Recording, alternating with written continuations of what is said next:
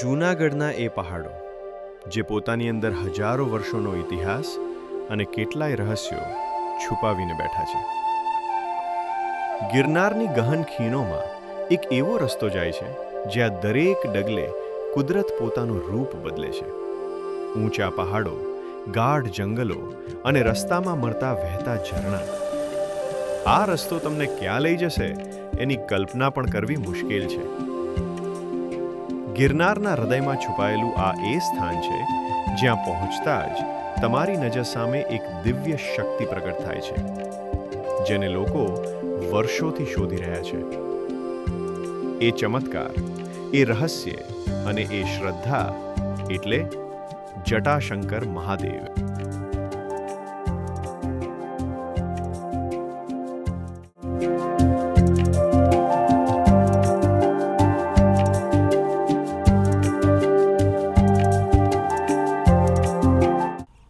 તો good morning દોસ્તો, હર હર મહાદેવ, જય શ્રી કૃષ્ણ, જય માતાજી. મારું નામ છે જસ ને સ્વાગત છે તમારું આપણા આ નવા બ્લોગમાં. તો અત્યારે આપણે જેતપુરથી નીકળી ગયા છીએ અને જુનાગઢ આવી ગયા છીએ. અત્યારે આપણે જવાના છીએ જટાશંકર મહાદેવ. તો ત્યાં જઈને આપણે જોશું કે ચોમાસા પછીનો ત્યાં માહોલ કેવો છે, વાતાવરણ કેવું છે, કેવા ઝરણા છે, કેવી નદી છે અને ત્યાં અત્યારે કેટલું પબ્લિક હોય છે, બધું આપણે જોઈએ. તમને આખો બ્લોગમાં બતાવું કઈ રીતનો રસ્તો છે, ક્યાંથી જવાનું છે, બરોબર? તો ચલો આપણે ધીમે ધીમે નીકળીએ. આ રસ્તો અત્યારે અમે ભવનાથ બાજુ ઊભા છીએ. આમથી આવ્યા જુનાગઢથી, આમ ભવનાથ બાજુ જવાનું છે આપણે. વિડીયોમાં છેલ્લે સુધી રહેજો, તમને હું બધું દેખાડું. આપણી ગાડી છે 4 વ્હીલ, એ લઈને આપણે ધીમે ધીમે જટાશંકર બાજુ રવાના થાય છે. તો અત્યારે મિત્રો ધીમે ધીમે કરીને આપણે નીકળી ગયા છીએ. સોરી, ગીત ચાલુ થઈ ગયા હતા. ધીમે ધીમે કરીને આપણે નીકળી ગયા છીએ, ભવનાથ બાજુ જાય છીએ. અત્યારે તો ભવનાથની તળેટીમાં ત્યાં મહાદેવનું મંદિર છે. જો મંદિર ખુલી ગયું હોય, સવારમાં વાગ્યા છે અત્યારે 8:30, મંદિર ખુલી ગયું છે. તો દર્શન કરીને પછી તમને હું જટાશંકર મહાદેવના દર્શન કરાવું.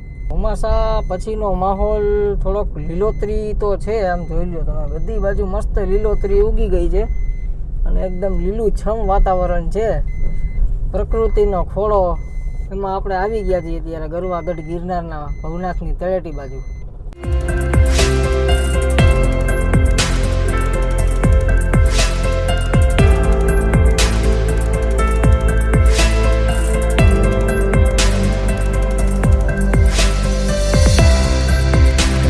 આ છે દામોકુંડ, દામોદર કુંડ. સામે દેખાય છે ગરવો ગઢ ગિરનાર.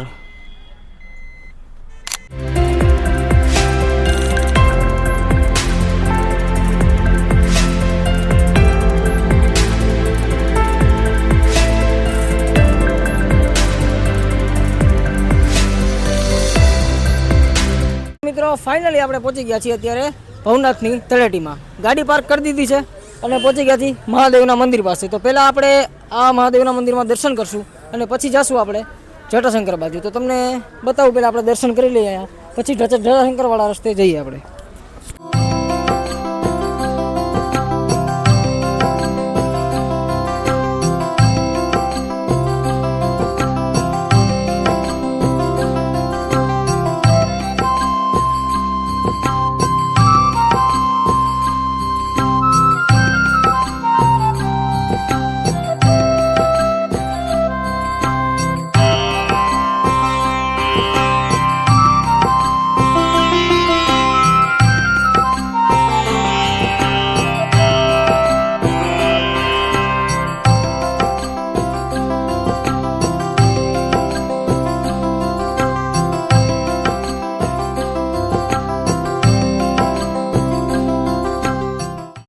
અત્યારે આપણે દર્શન કરી લીધા છે મહાદેવના અને હવે આપણે ધીમે ધીમે જટાશંકર બાજુ રવાના થાય છે.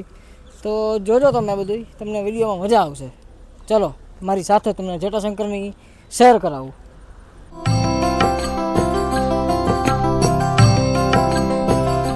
તો મિત્રો ફાઇનલી આપણે આવી ગયા છીએ અત્યારે જટાશંકરવાળા રસ્તે. આ રસ્તો જાય છે જટાશંકર બાજુ અને અહીં જોઈ લો તમે, ચેકિંગ થાય છે. તમારા પાસે કંઈ પ્લાસ્ટિક ને એવું હોય છે તો એ બધું અહીંયા લઈ લેવામાં આવશે. એટલે જેમ આપણે સરખડિયાની વાત કરી હતી એમ અહીંયા બી એવો નિયમ છે કે પ્લાસ્ટિક લઈને તમારે આવવાનું નથી.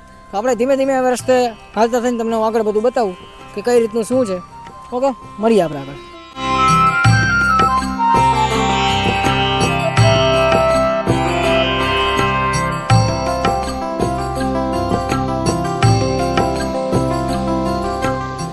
મિત્રો તમે જોઈ શકો છો અત્યારે એકદમ જંગલમાં આવી ગયા છે, લીલુંછમ વાતાવરણ છે અને સવારનો ટાઈમ છે એટલે બહુ ટ્રાફિક બી આપણે છે નહીં અને ધીમે ધીમે આપણે આગળની તરફ હાલ્યા જાય છે અને એકદમ શાંતિવાળું વાતાવરણ છે. તો હું તમને આગળ બધું બતાવું. આવો આપણે આગળ જઈએ બધું.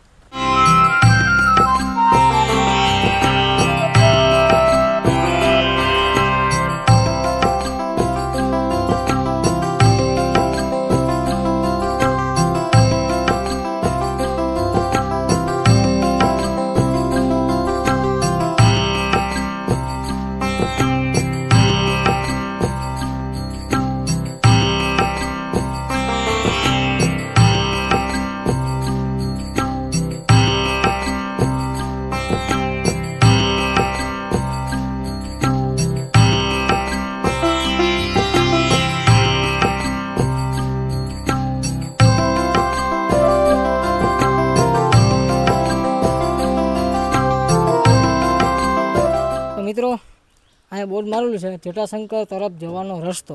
આ સાઈડ આખો જટાશંકર જવાનો રસ્તો જાય છે. તો આપણે ધીમે ધીમે હવે ખાડા ખબલાવાળો રસ્તો ચાલુ થાય છે તો એ રસ્તે જાય છે. આપણે તમને આગળ બતાવું કેવો રસ્તો છે. જગ્યાએ એવા બોર્ડ મારેલા હતા કે જટાશંકરના રસ્તા સિવાય ક્યાંય આડાવડું જવું નહીં, નકર કાયદેસરની કાર્યવાહી કરવામાં આવશે. તો તમારે એનું ધ્યાન રાખવાનું. આજુબાજુના જંગલ વિસ્તાર હોય તો ત્યાં ક્યાંય જવાનું નહીં. જે રસ્તો જાય છે જટાશંકર બાજુ એ રસ્તે જ જવાનું છે.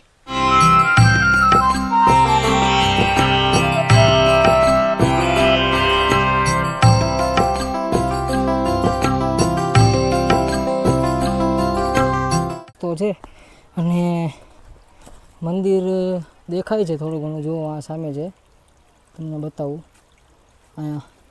અને મંદિર તરફ ધીમે ધીમે જાય છે અને અહીંયા જંગલમાં નાહવાની બી મનાઈ છે એવા બી બોર્ડ હતા, તમે આગળ જોયું હશે. તો હવે ધીમે ધીમે અમે ચડીએ છીએ. ચાલો હવે તમને મંદિરના દર્શન કરાવું.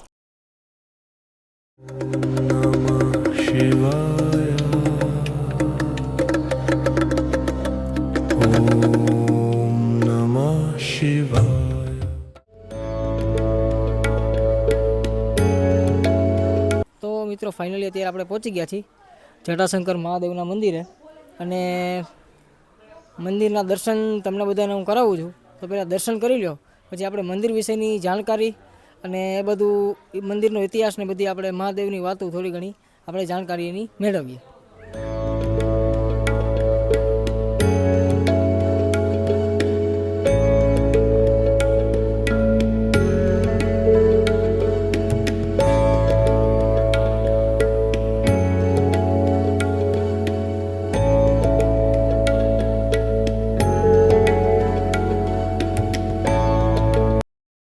મિત્રો તમે મંદિરના દર્શન કર્યા, ભગવાન ભોળાનાથના દર્શન કર્યા. હવે આપણે મહાદેવની થોડી ઘણી વાતો અને મંદિરનો જટાશંકર મંદિરનો ઇતિહાસ શું છે એ આપણે કાકા પાસેથી જાણીએ.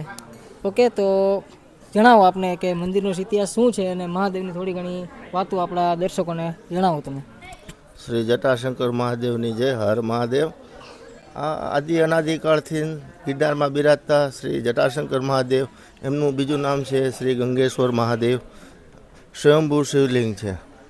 શ્રાવણ મહિનામાં ભક્તોની બહુ ભીડ લાગે છે. ઉપરદશમાં વિદ્યાનું છે, માતાજીનું સ્થાનક છે. બાપુ નવરાત્રિ 4 નવરાત્રિની અંદર અનુષ્ઠાન કરે છે. બાજુમાં ઝરણું જે જાય છે, વિશ્વમાંથી ઇન્ડિયામાંથી બધા લોકો ભાવિ ભક્તો આવે છે. ધન્યતા અનુભવ છે મહાદેવના દર્શન કરીને. સ્વયંભૂ શિવલિંગ છે, આદિ અનાદિકાળથી છે. પુરાણમાં પણ ઉલ્લેખ છે.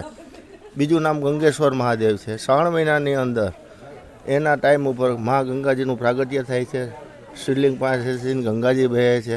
એનો ધન્યતા ભક્તજનો દર્શન કરીને લાભ લે છે અને આનંદ અનુભવે છે. ગિરિકંદરોમાં બિરાજતા શ્રી જટાશંકર મહાદેવ મહંત શ્રી પૂર્ણાનંદજી ગુરુ બાલાનંદજીના સાનિધ્ય હેઠળ અમે ભક્તજનોના હર હર મહાદેવ, જય જટાશંકર. હર હર મહાદેવ, જય જટાશંકર.